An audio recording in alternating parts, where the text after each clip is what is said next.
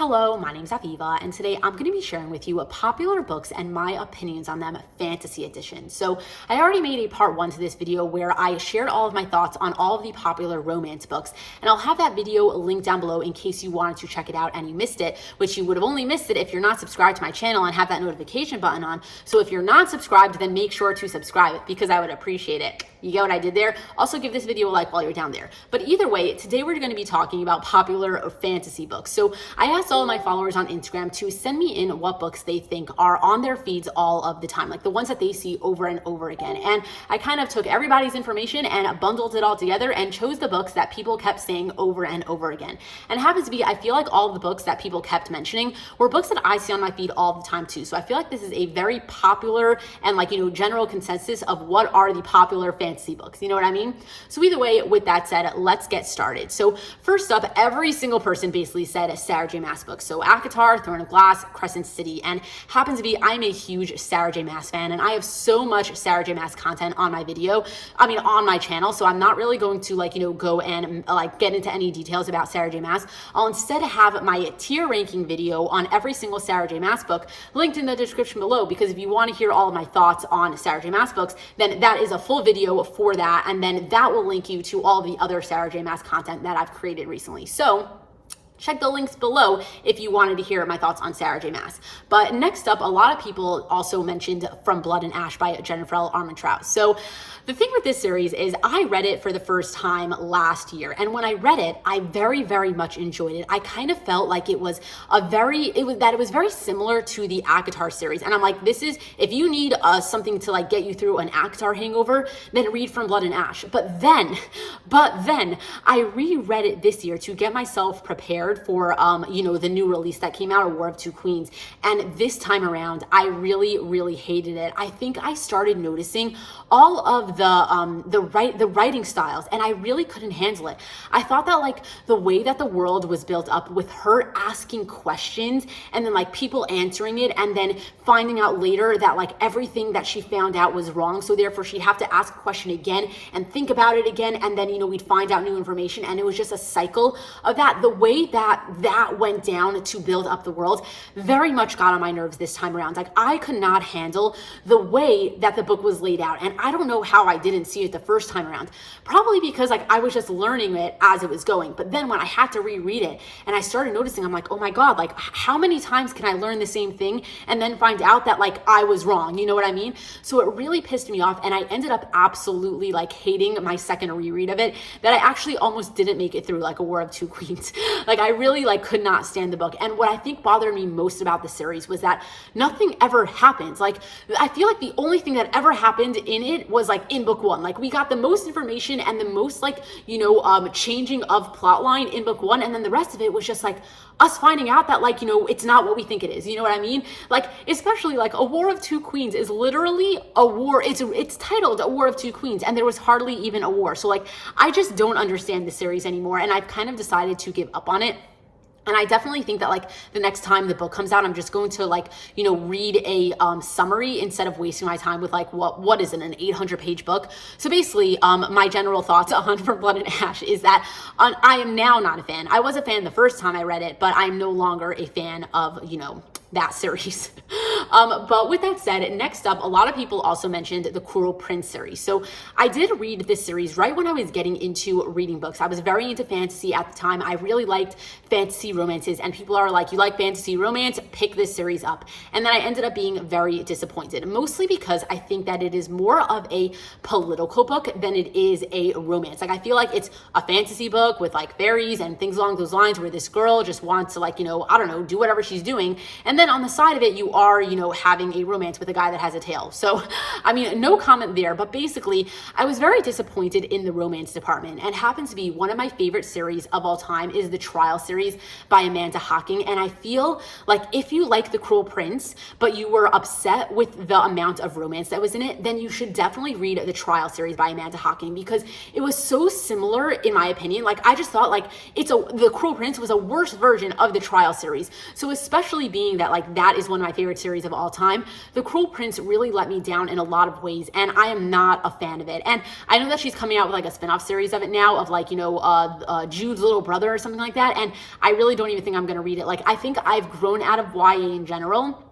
And even before I grew out of YA, this series disappointed me. So I really don't have any interest in like, you know, ever rereading it again or anything along those lines. But I am kind of happy that I read it when I did, just so I can know what everybody's talking about. Because if not, I feel like I feel a little bit of FOMO, you know what I mean?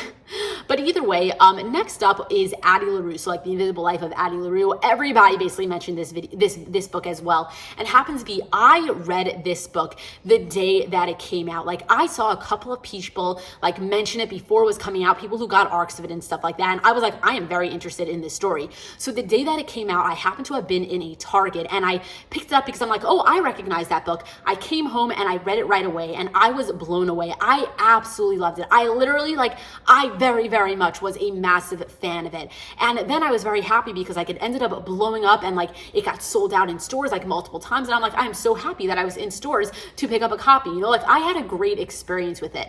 But then as it got more popular, people started like getting their expectations like, you know, higher, and then therefore they were let down.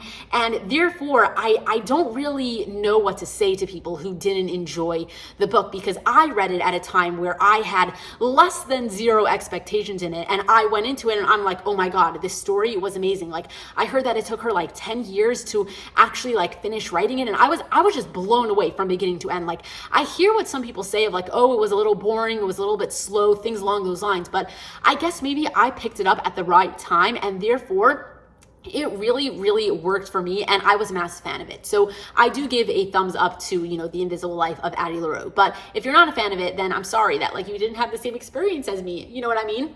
But either way, next up is Six of Crows. So this is, you know, the spinoff from the Shadow and Bone series, and I wasn't a fan of Shadow and Bone. I ended up giving the entire series like a very 3 stars. Like, I thought it was very mediocre. It honestly kind of reminded me of like a worse version of Harry Potter. Like, the whole thing with like the things that she was trying to like, you know, go and find throughout this series, like it just reminded me a lot of like the Horcruxes. Is that what they were? But either way, I wasn't very impressed by Shadow and Bone.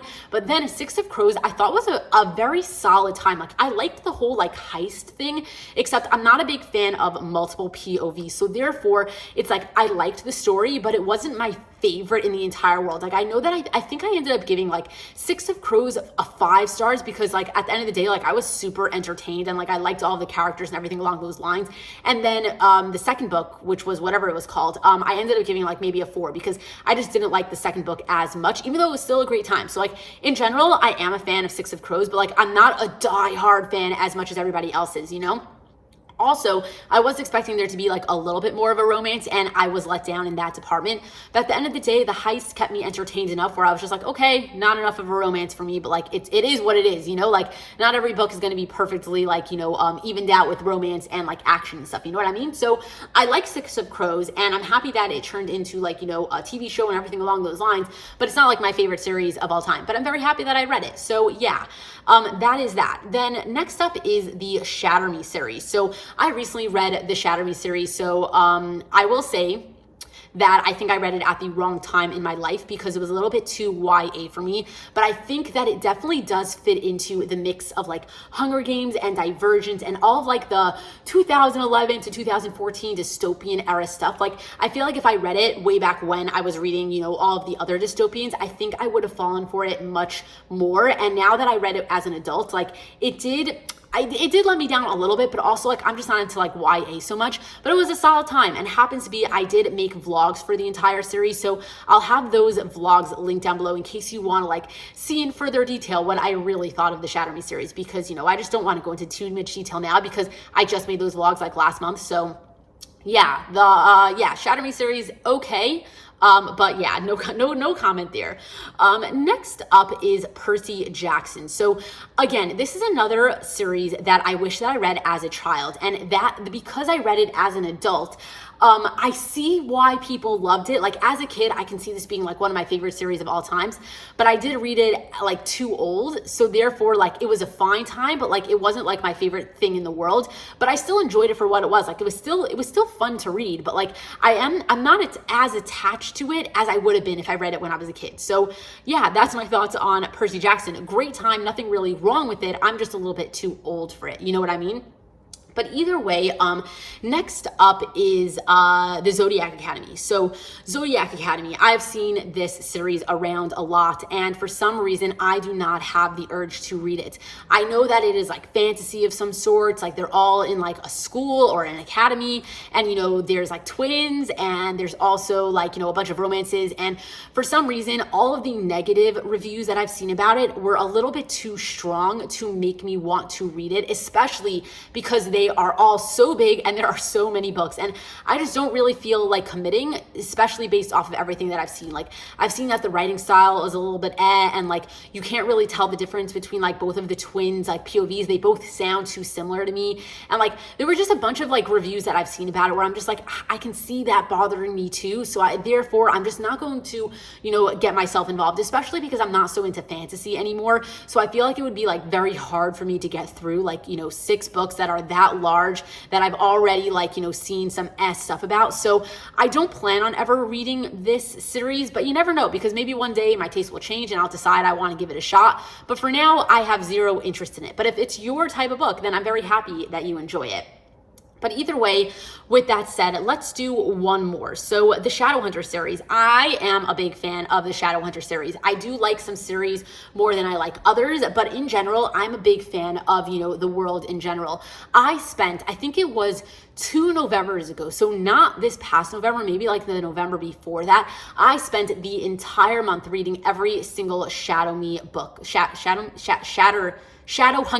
book. I read every single Shadowhunter book in the span of 1 month. I was so deeply invested in the world and in the characters and everything along those lines that I absolutely loved the entire world. And I'm still a big fan of it, but I'm a little bit worried about ever doing a reread of it, because like I'm no longer like in that sort of mode anymore. Like I don't love fantasy anymore. And like I know that like it's not as heavy on the romance that I might need it to be now for me to get through all the stories. So I don't know if I'll ever do a reread, but like that series in general does have a very, very special place in my heart, and I will forever be like a Shadowhunter fan. So with that said, that is all of the very, very popular fantasy books that people tend to see on their feeds all of the time, and those are my opinions on them. So leave me a comment down below if you know, have any comments on anything that I said in this video, or you want to further the discussion in any way. I'd love to keep on chatting with you guys. But either way, with that said, give this video a like if you enjoyed watching it, and also subscribe to my channel if you're not already subscribed.